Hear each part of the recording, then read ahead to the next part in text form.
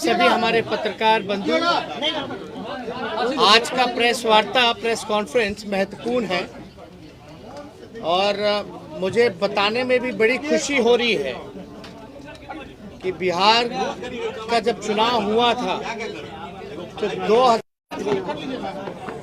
वो राष्ट्रीय जनता दल को सबसे बड़े दल के रूप में जनादेश दिया था। यानी सिंगल लार्जेस्ट अगर कोई पार्टी थी तो राष्ट्रीय जनता दल थी। और उसके बाद हम लोगों ने देखा, सब लोगों ने देखा कि भाजपा के लोग जो है उसके बाद सिंगल लार्जेस्ट पार्टी हुई, क्योंकि जो 3 सदस्य वीआईपी के थे वो उनके साथ जुड़ गए। और मुझे प्रसन्नता इस बात की हो रही है, खुशी इस बात की हो रही है कि फिर से बिहार विधानसभा में अगर सबसे बड़ा कोई दल है तो वो राष्ट्रीय जनता दल फिर से हुआ है। यानी 76 पहले हमारे पास सीटें थी, विधायक थे, अब जो कि 4 और एआईएम के सदस्य जुड़े हैं। जोगीहाट से शहनवाज भाई, मोहम्मद अंजार नईमी जी बहादुरगंज से, मोहम्मद इजहार अशफी कोचाधामन साहब कोचाधामन से, और सईद रकनुद्दीन अहमद जो 22 से जो है, जो एआईएम में थे। यानी एआईएम को 5 सीटें मिली थी, जिसमें कि 4 विधायक, ये चारों विधायक राष्ट्रीय जनता दल में जुड़े हैं और पार्टी ने स्वीकार्यता दी है। और आप सब लोग जानते हैं कि जो भारतीय संविधान के 10वीं सूची, जो भारतीय संविधान का 10वीं सूची धारा 4 के अंतर्गत में इन लोगों ने राष्ट्रीय जनता दल में विलय किया है। यानी मिनिमम जो है, आपको किसी भी दल का अगर विलय होता है तो 66% होना चाहिए। और आप सब लोग जान रहे हैं 5 में से 4 जो एमएलए जो ज्वाइन किए एआईएम के, यानी हमारे पास 80% है, जो कि नियम कायदा भारतीय संविधान का जो अनुच्छेद जो है, सूची जो है 10वीं सूची के धारा 4 को फुलफिल करता है। इसी टेक्निकल रूप में ये ज़रूरी होता है कि जो इन्होंने प्रस्ताव दिया, जो इन्होंने अध्यक्ष जी के नाम पे दिया चिट्ठी, कि इन चारों की इच्छा है कि राष्ट्रीय जनता दल ज्वाइन करे, तो फिजिकल रूप से हम लोग आज बिहार विधानसभा भी गए और फिजिकली जो है चारों विधायकों की पेशी आदरणीय अध्यक्ष जी के समक्ष हम लोगों ने रख दिया।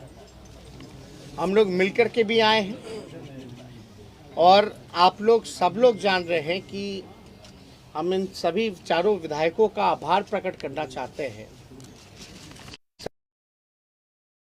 शहनवाज भाई हुए, नईमी साहब हुए, मोहम्मद इजहार अशफी साहब हुए, रकनुद्दीन अहमद साहब हुए, चारों विधायकों का हम धन्यवाद और आभार प्रकट करना चाहते हैं कि इन चारों के आने के बाद जो अभी राष्ट्रीय जनता दल के हैं, जिन्होंने अभी ज्वाइन किया है, चारों आरजेडी के नए विधायक का ताल्लुक राष्ट्रीय जनता दल से पुराना रहा है। 2005-10 में लोगों ने चुनाव भी लड़ा है और शहनवाज भाई तो 2015 में विधायक ही थे राष्ट्रीय जनता दल के।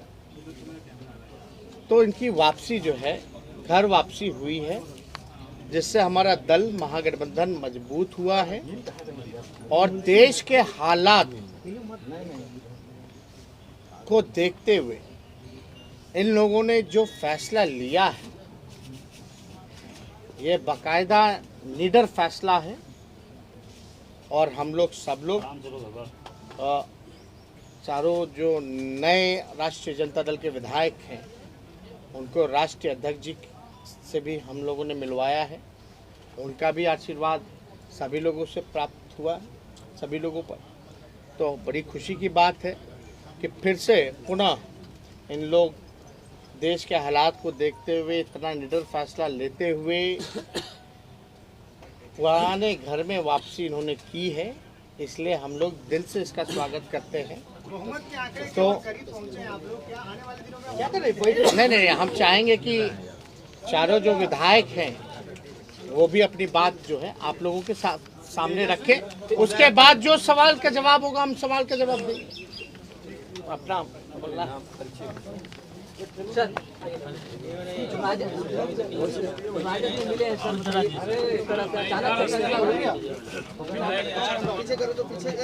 जो देश का हालत है उसको देखते हुए महागठबंधन को मजबूती करने के लिए हम लोग एक प्लेटफॉर्म में आने का काम किए हैं ताकि देश का जो हाल है वो देख रहे हैं। इसी की वजह से हम लोग प्लानिंग पहले से चल रही है। ये अभी सवाल बाद में, पहले अपना बात रखें। मैं मोहम्मद पावन बहादुरगंज से विधायक। अभी जो मौजूदा हालात में जो देश का परिस्थिति है जिसको देखकर लोकतांत्रिक ताकत को मजबूत करने के लिए हम लोग तेजस्वी जी के नेतृत्व में हम लोग राजद को ज्वाइन किए हैं और इसमें बहुत अच्छा रोल रहा हमारे संजय जी का भी, जो हम लोग इस पार्टी में आए और ये बहुत ये अहम फैसला था जो प्रदेश के लिए भी ये साबित होगा। वक्त आने पर पता चलेगा कि हम लोगों का जो मनसा था महागठबंधन को मजबूत करना, प्रदेश को मजबूत करना और देश के हालात को देखते हुए हम लोगों ने ये कदम उठाया। तेजस्वी शाहनवाज जी हैं, आप लोग जान ही रहे हैं, हम लोगों के पार्टी के कद्दावर नेता रहे और सीमांचल के जो गांधी कहलाते थे स्वर्गीय तस्लीमुद्दीन साहब, उनके ये शहजादे हैं, छोटे पुत्र हैं। तो हम चाहेंगे कि अपनी बात रखें। देखिए, चारों लोगों को MIM ने मौका दिया, हम इसके लिए उनका शुक्रगुजार करते हैं। दूसरी बात, आप देखे होंगे जो मौजूदा चुनाव अभी कुछ वर्ष पहले हुआ, आप बंगाल का चुनाव देख लीजिए, आप उत्तर प्रदेश का चुनाव देख लीजिए, उत्तर प्रदेश का चुनाव देख लीजिए, तमाम सेकुलर ताकतें, हमारी पार्टी भी लड़ी थी जिस पार्टी में मैं पूर्व में था, सब लोग अल्पसंख्यक हो या सेकुलर लोग हो, तमाम लोगों ने सेकुलर फोर्सेस को मजबूत करने की कोशिश की। उसी क्रम में उसी दोनों प्रदेश का रिजल्ट को देखते हुए हम लोग जिस क्षेत्र से आते हैं, जोकीहाट से आते हैं, सीमांचल से आते हैं, वहाँ के अल्पसंख्यक, वहाँ के सेकुलर लोग चाहते थे कि हम तमाम लोग फिर से बिहार में जो सबसे मजबूत सेकुलर पार्टी है हम उसका हाथ को मजबूत करें, उनकी लड़ाई को आगे बढ़ाएं और सीमांचल की जो बदहाली है उसको सब लोग मिल करके दूर करें। अपना बोल बोलिए सर। देख रहे हो थोड़ा तेज बोल दीजिए सर प्लीज। MIM पार्टी से गत 20 विधानसभा चुनाव लड़ा, मैं पहले भी विधायक था और माननीय लालू जी के नेतृत्व में पहले भी राजनीति की है बिहार में।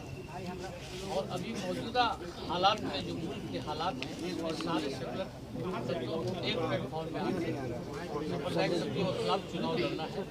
इसलिए हम लोग बिहार में अपने युवा नेता माननीय तेजस्वी प्रसाद यादव जी के नेतृत्व में इस पार्टी की सदस्यता ग्रहण की है और सीमांचल में संगठन को मजबूत करके हम लोग एक नया बिहार बनाना।